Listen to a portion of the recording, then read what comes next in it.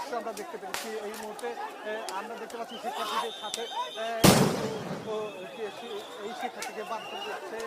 যারা শিক্ষার্থী ঢুকে পড়েছে তাদেরকে বের করে নেওয়ার জন্য, কারণ আমরা দেখেছি সচিবালয়ের ভেতরে সচিব থেকে শুরু করে বিভিন্ন ধরনের গুরুত্বপূর্ণ যারা কর্মকর্তা রয়েছেন তারা আটকে পড়ে আছেন এবং তাদেরকে পরবর্তীতে শিক্ষার্থীদের সরিয়ে দেওয়ার পরে তারা বের হয়েছেন এক এক করে। পেছনের দরজা দিয়ে কেউ বের হয়েছেন, কেউ সামনের দরজা দিয়ে বের হয়েছেন। আমরা এমন দৃশ্য দেখেছি, পরবর্তীতে শিক্ষার্থীদের আমরা দেখেছি 3 অংশে সরিয়ে দেওয়া হয়েছে। একটি অংশ তারা সরিয়ে দিয়েছে তারা, আমরা দেখতে পেয়েছি যে অংশটি সরিয়ে দেওয়া হয়েছে।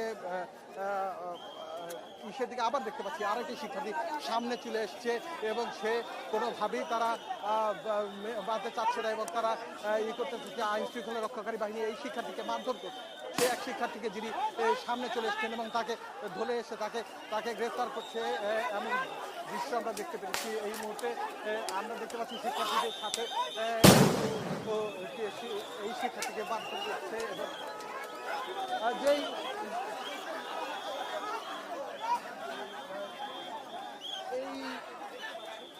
পুলিশ এক শিক্ষার্থীকে মারধর করে তাকে নিয়ে যাচ্ছে, যে শিক্ষার্থী সামনের দিকে এগিয়ে এসেছিল এবং সেই শিক্ষার্থী নিজে বুক পেতে দিয়েছিল এবং সেই শিক্ষার্থীকে আমরা দেখতে পেয়েছি পুলিশ ধরে থেকে মারধর করেছে এবং তাকে পুলিশের একজন সিনিয়র কর্মকর্তা থেকে বা অপরদিকে আমরা এপিসিতে দেখতে পাচ্ছি। এপিসি সামনে দিকে যাচ্ছে এবং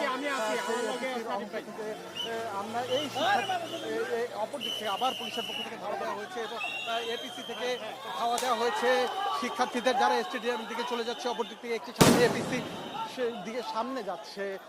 এই অবস্থায় এই এলাকায় রণক্ষেত্র পরিণত হয়েছে। ইট পাটকেল নিক্ষেপ থেকে শুরু করে সবকিছুই এখানে চলছে। মুহুর্মুহু